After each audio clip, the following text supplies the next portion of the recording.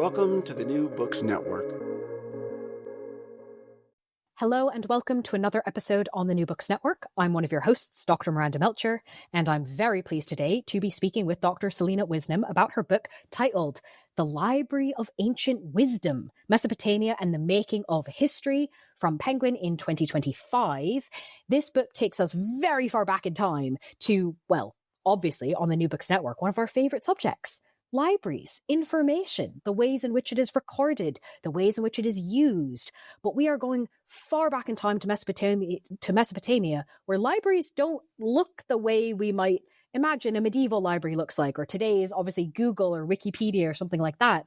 These libraries have loads of cool things in them, and the information is organized in ways that are, in some ways, I found quite familiar reading the book. And in some ways, we get to talk about magic. We get to talk about astrology. We get to talk about very different conceptions of religion. So there's lots to get into here. Selena, thank you so much for coming onto the podcast to tell us about your book. Thanks very much. I'm excited to be here. Well, I'm very pleased to have you. Could you start us off by introducing yourself a little bit and tell us why you decided to write this book? Sure. So I'm a lecturer in the heritage of the Middle East at the University of Leicester. And I specialise in cuneiform writing system, the writing system of ancient Mesopotamia. And one of the reasons I wrote this book is because this is an absolutely amazing world and hardly anyone knows anything about it. I'd never heard of it until I came across the Epic of Gilgamesh in a bookshop one day when I was 18. It's something that most people never hear about when they're at school, but it was absolutely critical for world history and it had a huge impact on the wider ancient world. So I was really excited to come across this world that was opening up before me, that was far older than any other ancient cultures I knew. And I want people to know that there's also a lot more to it than people think if they have heard of it. So if people have heard of Mesopotamia, often all they think has survived is a bunch of receipts that we have a lot of transactions about selling sheep and donkeys and so on. And yes, there is a lot of that, but there is also so much more. There's this amazing intellectual culture, and the gateway to understanding it all is this library that I've written about. Always very fun to start to dive into a library. But I think especially because this world is so rich, I want to make sure we've got solid foundations for exactly when we're talking about. So what is the window of time the book focuses on? Well, the library was assembled in the 7th century BC in northern Iraq, in the city of Nineveh, which is now modern-day Mosul. But the library collection was an attempt to bring together all the knowledge of Mesopotamia under one roof. So it will contain tablets that are 1,000 years older than the 7th century BC, in fact. And we have letters from the scholars describing that. One of them says to the king, "I will fetch a tablet from the time of King Hammurabi, who ruled in the 18th century BC. We've got Sumerian literature, a language that had been dead for more than 1,000 years, again, preserved and faithfully copied in this library. And we even have astronomical observations in the library, again, from the early 2nd millennium BC. So it really is a collection that has opened up all kinds of facets of Mesopotamian culture and history, going very far back in time, right up to what was considered cutting-edge knowledge in the 7th century BC. For instance, the editors of the library edited a new medical encyclopedia, bringing together the latest medical treatments alongside old tried and tested ones as well. That is already a very cool collection of items that you're describing for us. But of course, for us to start to get into what we can understand about this world from these texts, we probably should talk about how we know about them, because obviously we have to have some evidence now, given how long ago that was, of these tablets. So when were they sort of discovered by us? How did that happen? What were the kind of initial reactions like to figuring all this out? It was in the 19th century AD that we first came across this collection. People had known about cuneiform before that. I mean, it died out as a written language in the 1st century AD and was forgotten for millennia. But then people started excavating in Iraq in the 19th century AD, in the Victorian era. And the French and the British both started digging in Iraq in the 1840s.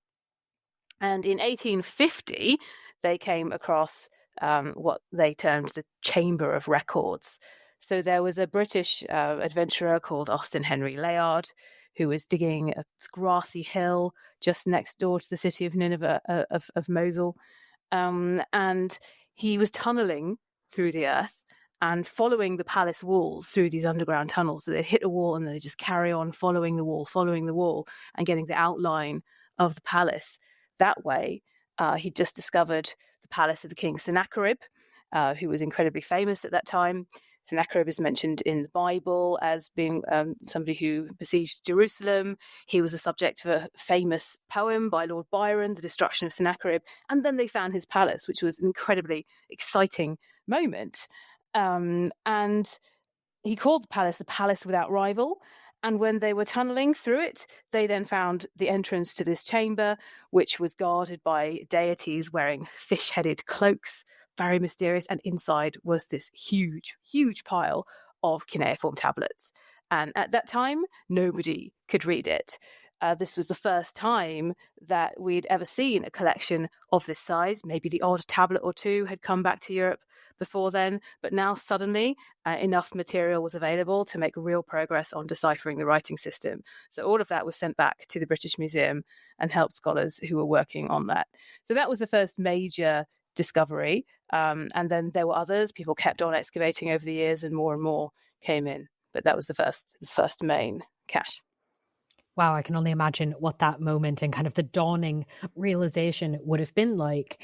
But now that we have these tablets and we can start to investigate them, figure out what they were containing, what do we know about who originally wrote them? Who were these tablets even meant for in the first place? Well, that's an excellent question. Because, I mean, what do we even mean by this as a library? It's not a lending library that people would have been able to borrow things from.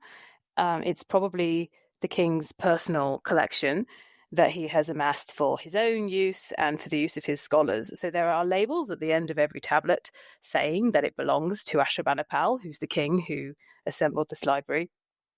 And he says, he put them in his palace for his reading and for his reading out, which is also quite interesting, right? I think there's silent reading, as well as recitation going on there. But he had an army of professional scribes who were writing all of this because the font is incredibly neat. The cuneiform is, by cuneiform standards, easy to read. It's so neat we often refer to it as typewriter cuneiform. And he's sending people out to obtain all of these obscure texts from all over his empire. He sends scholars to Babylon, to Borsippa in the south, and they duly send along copies of what they have in their libraries, and then it all gets copied out into this official font to be deposited in the library. Okay, but it's mainly meant to be read just by the king or kind of whoever he chooses, right? We're not talking about like a public library that anyone can walk into? Yes, exactly. It's the king and his advisors, we think, who are using this. We know it was also used to train the next generation of scholars, because as well as a library, I should also say it's an archive. So we have letters between the king and his scholars discussing how they are using the knowledge in it, which is another amazing thing I have and a very rare source of evidence like that. But one of these letters mentions updating the curriculum. They're saying, let's remove this tablet of obscure lexical words and add a new one about more omens from sheep livers, please. We think the students need to learn more about that. So it's a teaching collection as well as a research collection. Right. And that's very helpful to understand the different uses as well as the audiences. Yeah, a bit like university library today. Yeah, exactly. No, that's really what it sounds like. Did it look like a university library today? What was the physical structure of this? Well, unfortunately, we don't know that because the tablets weren't found in their original locations. They were scattered kind of throughout the palace. And that's partly because the library burned down in 612 BC. There was an invading army of Babylonians who set fire to the place and ransacked it. They probably confiscated quite a lot of the tablets and took them home with them. And what was grandly named the Chamber of Records, for instance, actually turned out to be a bathroom next to the throne room. Where was the library? We have no idea. And it's even likely that several different collections have been mixed up together. They were found in different places. Maybe there were tablets from the Temple of the God of Scribes next door that also got bundled into this collection. And unfortunately, the people who were recording this for the very first time were not so precise about what exactly came from where. But that said, we do know what other Assyrian libraries look like, and later Babylonian libraries as well. And they seem to have stored tablets in a sort of grid-like structure. So they had niches. It's a bit like those bookshelves, those bookcases you get from IKEA, which are very square. You have square niches covering the whole wall, and they're very, very deep. That's the other difference. So you can reach your whole arm in and go right to the back, which means you wouldn't necessarily been able to see everything that was there on the shelf. Again, we don't really know how they dealt with that. Did they have baskets that they were putting out, like drawers, for instance? But that's led to the suggestion that this is really a place for storing a lot of tablets. You can get a lot of tablets in a very small space with that kind of configuration. Yeah, it's definitely also suggesting some sort of like archivist role, someone who understands how all this works. It doesn't sound like the sort of thing where you can immediately go into and go, oh, I know exactly where to find all of the things. But that is kind of embedded in a bunch of the stuff you're telling us about, right? I mean, even just mentioning sort of typewriter, handwriting, cuneiform, the skill of even writing these tablets was, of course, also a learned process. So what was that like? Very much so. So cuneiform is a three-dimensional script. It's made by impressing a reed stylus into a clay tablet, and then you get this beautiful wedge-shaped impression, like a doorstop. And cuneiform is just Latin for wedge-shaped.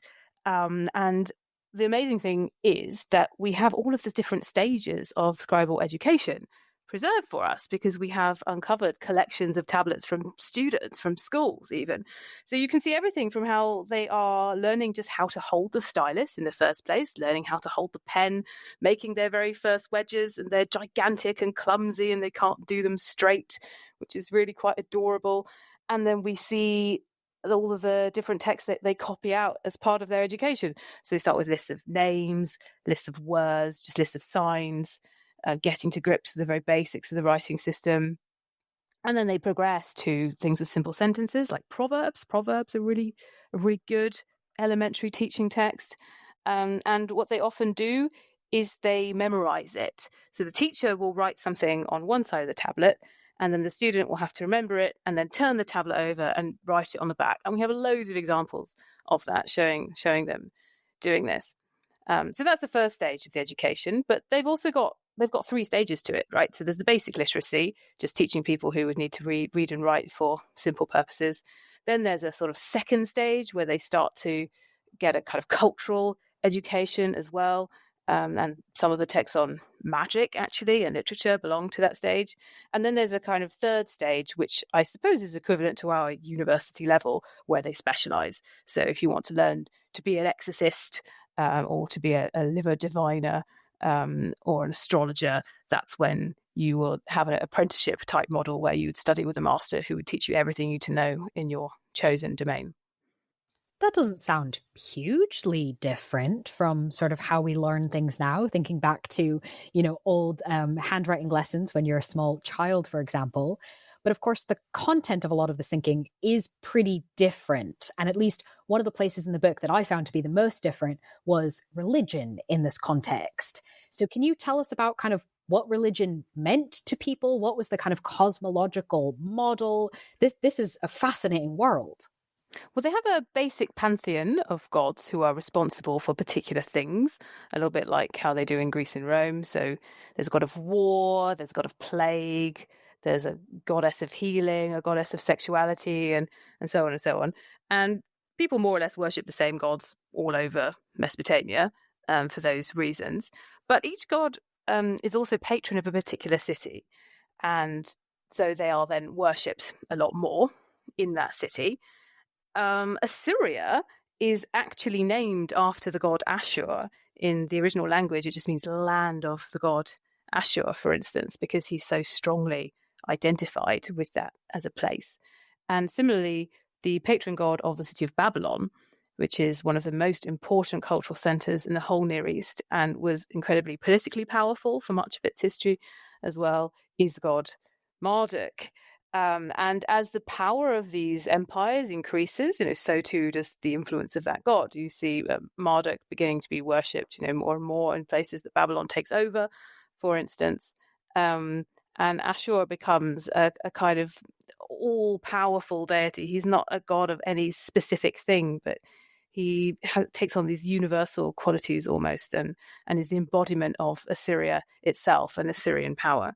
That definitely sounds intriguing. Are there any other gods or religious aspects we should understand? And let me think. Was there a particular god that if we had it, you'd want to import till today just because of the fun ideas associated with it? Well, Ishtar is one of my favorite goddesses from Mesopotamia. She becomes the goddess of all goddesses in a way. She's very important in Assyria. She will help the Assyrian kings on the battlefield. And she's that goddess of both sexuality and also war. And she is a real personality. So we meet her in the Epic of Gilgamesh, where Gilgamesh has come back from his adventures in the cedar forest, killing monsters. And she takes a fancy to him and proposes marriage. And Gilgamesh doesn't really like the sound of this. And he actually, tells her exactly why, because he says, oh, well, all of your other lovers, you got changed into animals when you got bored of them. I don't really want to end up like that. No, thank you. And she flies into a rage over this. She goes to her father and asks to borrow the bull of heaven, which is the constellation Taurus, by the way. And because she wants it to punish Gilgamesh. And she sends the constellation Taurus down to ravage all of Gilgamesh's lands. And then there's another battle between Gilgamesh and this heavenly constellation, which is quite an amazing scene, I think.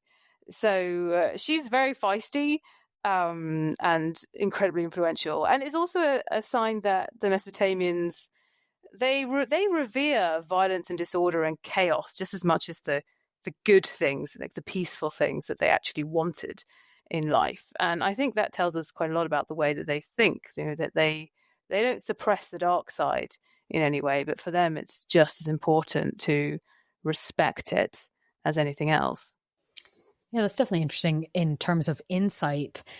Some of this doesn't necessarily sound like the sorts of things we would classify today as religion. Obviously, we have different conceptions of sort of where the lines are between religion and, for example, magic. What did that look like in the Assyrian context? Well, magic, to us, we maybe think of it as a kind of mystical woo-woo thing. But for the Assyrians, it's extremely serious and very academic. That's the first thing. And what it actually is for them is a way of persuading the gods to take their side and to lend strength to their actions. So magic only works if the gods agree with what you're doing. And it's all an attempt to persuade them. So I often liken the exorcist is what the traditional term we give to the people who are performing magic at this sort of very high academic level in Assyria. But the original word is really just derived from the verb to cast a spell. So he's a professional magic worker. Yes, he drives out demons, but really his job is to persuade the gods to relent and to calm down. Anything that can go wrong in your life in Assyria is thought to be a result of the gods being angry for one reason or another. And so it's the ex's job to intervene and to reconcile people with this. So yes, he goes through all sorts of elaborate prayers, rituals, incantations. He will do things with a great deal of symbolism, like to get rid of witchcraft. He might be burning a figurine of a witch to destroy its soul, whatever. But at the same time, it only works if the gods agree to it. And actually, these professional exorcists and witches or practitioners of black magic are both doing the same thing. Both of them are trying to get the gods to help them out and make what they want to happen. That is definitely an interesting perspective to kind of see the different cause and effect being understood here. Was there any link between what you're telling us about the gods and magic and how medicine was conceptualized and practiced in this culture? Very much so, because magic is very involved in medical treatments also. They have two different medical practitioners. One is conventionally translated as physician, and the exorcist is the other one. And they both deal with different causes of disease.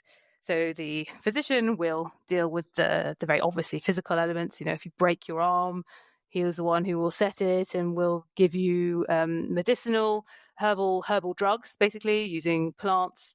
for whatever is wrong with you. And the exorcist will deal with, but why did you break your arm? What did you do wrong? Why are the gods angry with you? And go through all of the ritual side to put that right. And hopefully that will speed up the healing effects of the physical treatments that you are given. So even the physicians do use magical elements in their work. Actually, even though we've got two different practitioners, they both know something of the other's arts. They just have a bit of a different focus, and they work together a lot of the time. And did the sorts of things that were being prescribed and the ways in which these different experts were working together, was that something that was available to everyone with a medical issue, or did it really depend on whether or not you were, the king? They were available to others, yes. I mean, they were available for private hire. Anyone who can afford it can hire their own exorcist, hire their own physician. We have excavated the house of an exorcist in the Assyrian city of Ashur, which has got his entire exorcist library in it, which I think is amazing. And it shows us that they did make house visits. They did have little portable altars as well that they would carry around when they'd go to people's houses. There is actually a series of omens which was used by the exorcist to find out which god is causing the disease of the patient. And it actually starts with 2 tablets describing what the exorcist sees when he's on the way to his client's house. Does he see a pig by the side of the road? What color is it? Does the gate creak on his way in? All of these things matter and would tell him whether the patient was going to live or die, as well as what the likely cause of the illness is. I'm so glad you talked about omens, because this was a very intriguing part of the book to read about. You mentioned, obviously, earlier sheep gut divination. We've got omens around whether or not you saw something or didn't see something. Can you give us a sense of the kind of range of questions or topics that divination was used for? I mean, it seems pretty heavily embedded into a bunch of different things. Yes, there is a huge range of different types of divination also, and they are used for different things. So astrology was a very important part of Mesopotamian scholarship, and that is kind of used as a commentary on the king's reign. So depending on what Venus is doing, what Jupiter is doing, what Mars is doing, and so on, this could mean anything from floods coming that would damage the harvest. It could forewarn the king that prices are going to rise, there are going to be economic problems, maybe the enemy are going to invade, or maybe the king himself will die if there's a lunar eclipse. So these are messages from the gods to the king, and he's got to pay attention to that and act accordingly. So there's that. But they can also put questions to the gods directly, and that's where the sheep guts come in. So if you want to know, should I go to war against this country? Is now the right time to do that? Can I trust this person? Should I appoint so-and-so to a high position? Who's the right person to be chief of the army? And so on. And for that's when they sacrifice a sheep, and they believe that the gods will write the answer to their question on the entrails of the sheep at the moment that they sacrifice it. They can open it up and read the answer. But there's also intensely personal things. There's a whole series of omens that describes things happening on Earth, such as if a lizard falls on your left shoulder, or if you see a dog entering your house and goes to lie down on your bed, or if you see pigs dancing in the city square. These all can portend good luck for you personally, as well as for the country as a whole, or bad luck, things like that. So the world encompassed by divination could theoretically be anything in somebody's life. And I think if you had something on your mind, you knew about all this stuff, you could be very attentive to what you see as you go about your day. They're looking for messages from the gods always, and anything unusual happening in the world, whether that's in the sky or on Earth, can count as one of these messages to be interpreted. That's really interesting to think about interpretation as being so key to this. Was this a thing that anyone could do, or were there kind of particular people who were interpreters? And if so, how did you become someone like that? Oh, it's a very, very complex art. The series of omens that describes how to interpret the sheep guts is 99 tablets long and has about 10,000 possibilities in it. So this is something that you have to train in. which is not the case in all cultures, right? There are other cultures that practice these kinds of divination where any city elder can do it. But for them, it's a highly academic thing. And there is a system of logic which cuts across the interpretation of all omens, actually. They do have a kind of interdisciplinary code.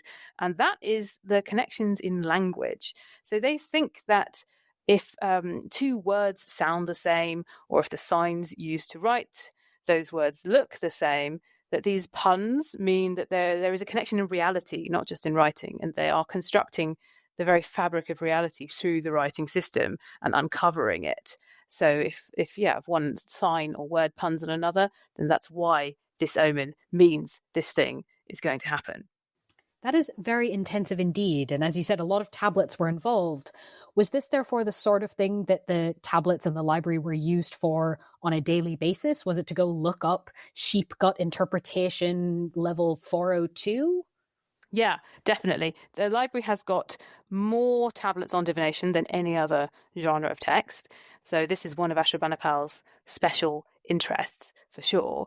And I mean, one reason for that is because it's just so useful to them in their daily workings of government, I think. But they also take it to an academic level.